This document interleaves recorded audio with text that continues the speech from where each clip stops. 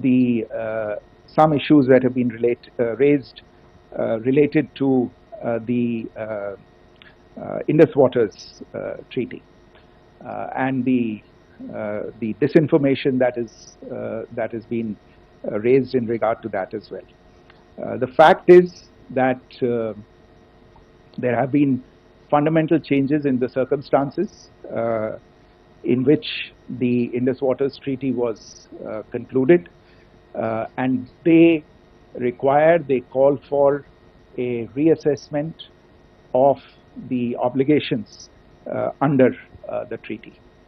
Over the last year and a half to 2 years, India has been in communication with the government of Pakistan.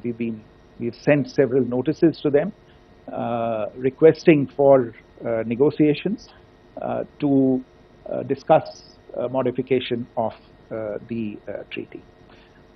India has for 6+ decades now honored the treaty, even during periods when Pakistan imposed multiple wars on us, and even when relations were adversarial.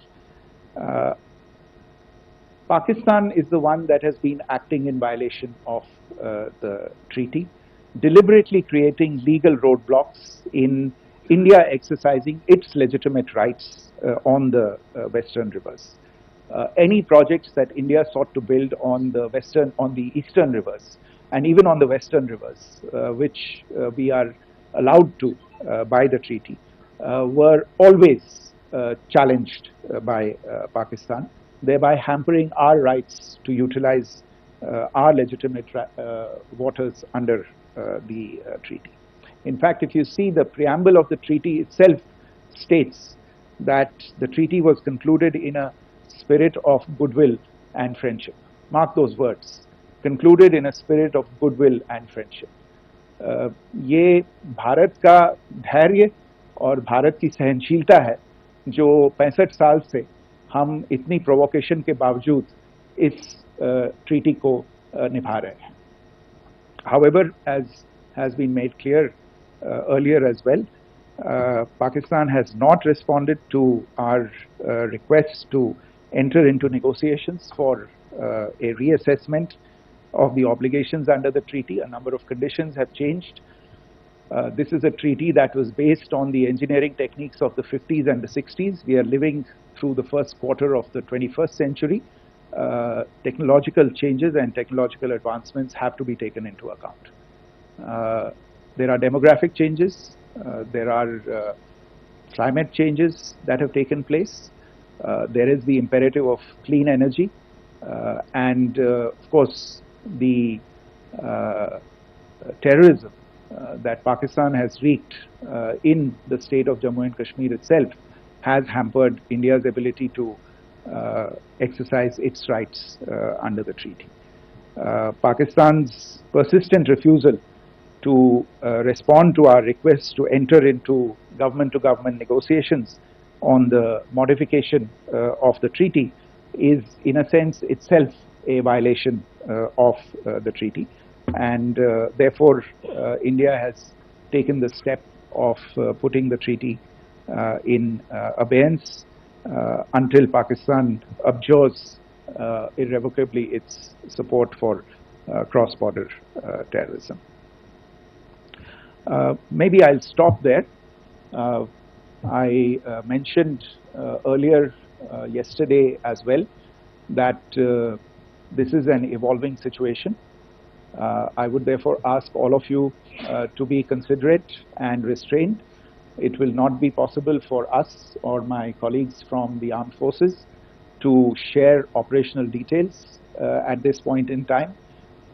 Beyond that, if you have any questions, may I have time for only a few, and I'll try to answer those questions. Okay, I give the floor to Rishabh. One Secretary, good evening. This is Rishabh from Times Now. I just wanted to understand, as per the press release that has been released earlier today, it says that we have successfully hit at the air defense of Lahore. Does it give our forces a better chances if in case of further escalation? And are there other air defense places as well at strategic location that were targeted? Rishabh, you are violating the first rule that I set out at the end of my remarks. The press release that has been issued by the Ministry of Defense today speaks for itself. It is related to operational matters. It's been released by the Ministry of Defense. As more information becomes available, it will be released at the appropriate time. Once again, please don't go into operational details at this point in time, because this is a constantly evolving situation. Yeah, go ahead. Foreign Secretary Smita Sharma, just wanted to ask, the Pakistani Minister Ishaq Dar in an interview has claimed that the national security advisors of India and Pakistan have spoken to each other. If you could confirm or deny, and is complete severance of diplomatic ties with Pakistan also on the table? I have no information with regard to contacts between the two national security advisors. Insofar as diplomatic relations are concerned, you've seen the steps that were announced in response to the following the meeting of the Cabinet Committee on Security on the 23rd of April. There are no further steps that are under consideration at this moment in time. Yeah, go ahead. Foreign secretary, मेरा नाम मनीष है, मैं TV9 Bharatvarsh से हूं, और आपने खुद ही बताया कि कितना मिस इन्फॉर्मेशन क्रॉस बॉर्डर से आ रहा है, बल्कि ऐसा लग रहा है जैसे पाकिस्तान के प्राइम मिनिस्टर और डिफेंस मिनिस्टर तक भी प्रोपेगेंडा करने में मिस इन्फॉर्मेशन में आ गए हैं। वो कई बार तो ये तक दावा करते हैं कि हम 3 राफेल हमने गिरा दिया, इतने हमने मिग गिरा दिए, और जब उनसे पूछा जाता है तो वो कहते हैं कि सोशल मीडिया में हमने ये सब चीज़ें देखी थी। तो अगर आधिकारिक तौर पर अगर आप कुछ कह सकें इस पर, ताकि उन्हें भी समझ में आए कि इस तरह के प्रोपेगेंडा नहीं चलने वाला है। देखिए, जब सही समय होगा तो आधिकारिक तौर पे इसके बारे में सूचना मिल जाएगी, लेकिन जो आपका प्रश्न है कि प्रधानमंत्री और उप प्रधानमंत्री और विदेश मंत्री, उनके रक्षा मंत्री इस तरह की बातें कर रहे हैं, तो इसमें अचरज की कोई बात नहीं है। आखिरकार ये एक देश है जिसने अपना इसका जन्म लेते ही झूठ शुरू हो गया था। 1947 में जब पाकिस्तानी फौज ने जम्मू कश्मीर पे दावा बोला, तो उन्होंने किसी ऐसे वैसे व्यक्ति से नहीं, संयुक्त राष्ट्र से झूठ बोला कि हमारा कोई लेना देना नहीं है इससे, ये लोग जो गए हैं वो तो कबायली हैं। वो तो जब हमारी फौज वहां पे पहुंची और UN के लोग, संयुक्त राष्ट्र के लोग खुद वहां पे पहुंचे, उन्होंने देखा कि वहां तो पाकिस्तानी फौज घुसपैठ करके आ गई है, उसके बाद पाकिस्तान को मुंह की देखनी पड़ी और उनको मानना पड़ा कि हाँ, उनकी फौज वहां पे कुछ समय से पड़ी हुई है। तो ये जो यात्रा है एक तरह से 75 साल पहले शुरू हो चुकी है। तो I am not surprised that this kind of disinformation is being indulged in. Yeah, Siddhant. Sir, Siddhant from Beyond. Sir, we have seen a lot of negative comments coming from the Pakistani military of escalation. If tomorrow there is an escalation, there are strikes, we know one attempt has been thwarted, what will be the Indian response to those attempts of creating more escalation? Because it is looking like it's going towards more escalation. And my second question is, are any other world powers, essentially the P5 countries, the West Asian countries, reaching out to de-escalate the current situation? Look, on escalation, we've already made our stance clear. I mean, there are 2 basic points. First of all, it is Pakistan that escalated on the 22nd of April. We are only responding to that escalation. And then what we have said yesterday and what my colleagues have said today, that now if there is an attempt at further escalation by Pakistan, it will be responded to in an appropriate domain. And therefore, the choice is entirely that of Pakistan to make. As to your second question, I don't think I can do better than to point you in the direction of the statements that are being made from practically every chancellery in the world and the sentiment that they are carrying. That sentiment essentially, and for the major portion, is support for the government of India in the context of the condemnation of the terrorist attack in Pahalgam on the 22nd of April, There is wide recognition of the Government of India's right to respond to these attacks in self-defense, and of course a desire to ensure that there is not further escalation. I think these statements speak for themselves. Yeah. There. So this is Mausami from India Today. Now in the all-party meeting, we have learned that the Defence Minister has said that, you know, in the operations in Sindoor, almost 100 terrorists were killed. Would we have any details about what is the number like, and also about if there were any big faces, masterminds, terrorist masterminds who were in fact killed? There is also a report that Masood Azhar's family's 10 members have been killed, and Rauf Asghar, who was actually the mastermind of Pulwama, he's also been badly, severely injured. I don't have information at this point in time to share with you on these issues, but as I said, I think you know, there is so much information out there on television, in the news media, in social media, that it sometimes looks like a long time has passed since this. Please understand that slightly over 36 hours only have passed since this operation was undertaken. Let us have some patience. Information will come out and will be shared in due time. Shruti. Thank you, Foreign Secretary. Shruti Ranjan from Bloomberg. Sir, could you give us any understanding whether India has moved the IMF or the World Bank to kind of, you know, sensitize them about the the bailout that Pakistan has, and, you know, the kind of stuff that the Pakistan government is doing?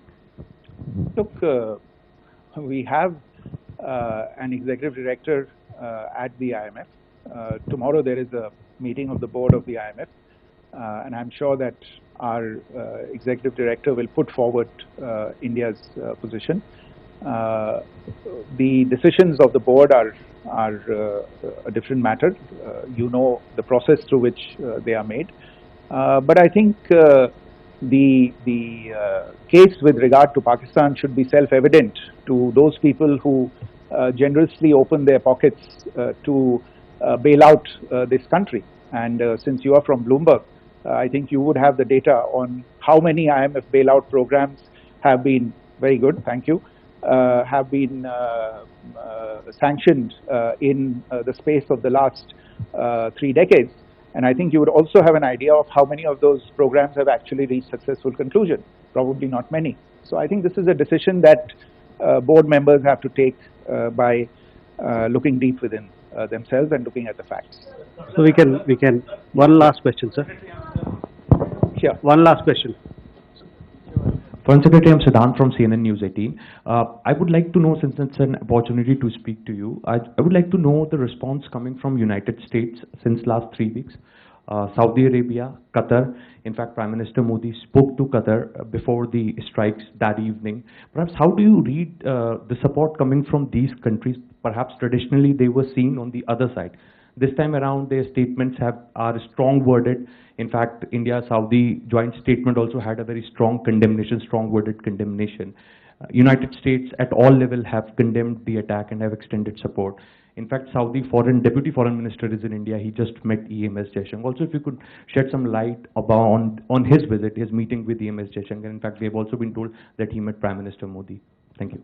Look, all the countries that you named and many others, we have been in touch with them. The Prime Minister has spoken to a large number of world leaders. A large number of world leaders have called him, as have called the External Affairs Minister. As we speak, there are conversations going on today as well with world leaders. And your assessment or conclusion of the general tenor of these messages is very much on point. And I think this is a recognition of the fact, firstly, of the barbaric nature, the unprecedented nature and character and features of the attack in Pahalgam. तो ये बड़ी खबर आपको बता रहे हैं operation सिंदूर से जुड़ी हुई। ऑपरेशन सिंदूर को लेकर एमईए का बड़ा बयान सामने आया और ये बताया गया कि किस तरह से पाकिस्तान को चेताया गया था, उसे बताया गया, समझाया गया, लेकिन वो नहीं माना। और ये भी बताया गया कि आखिरकार पाकिस्तान की जो आर्मी है वो आतंकियों के साथ खड़ी है। बाकायदा एमईए ने तस्वीर दिखाकर ये बताया है कि देखिए किस तरह से पाकिस्तान की जो आर्मी है वो आतंकियों के जनाजे में शामिल हुई है। ये बड़ा प्रश्न उठाया है और इसको यूएनए में उठाने की बात कही गई है। भारत ने प्रतिक्रिया दी और बड़ा पलटवार किया है। भारत का हमला वैसा ही है जैसा पाक ने किया और साथ ही आपको बता दें कि ये कहा गया कि हमारी कार्रवाई तनाव बढ़ाने के लिए नहीं है। हमारी जो कार्रवाई है वो तनाव बढ़ाने के लिए नहीं है। पाकिस्तान की ओर से उकसाया गया, लगातार सीज फायर का उल्लंघन किया गया और उसके बाद माकूल जवाब दिया गया। पाकिस्तान के एयर डिफेंस सिस्टम को भी तबाह कर दिया गया। इस बुलेटिन में इतना ही। खबरों का सिलसिला लगातार जारी है। आप बने रहिए हिंदी खबर के साथ। नमस्कार।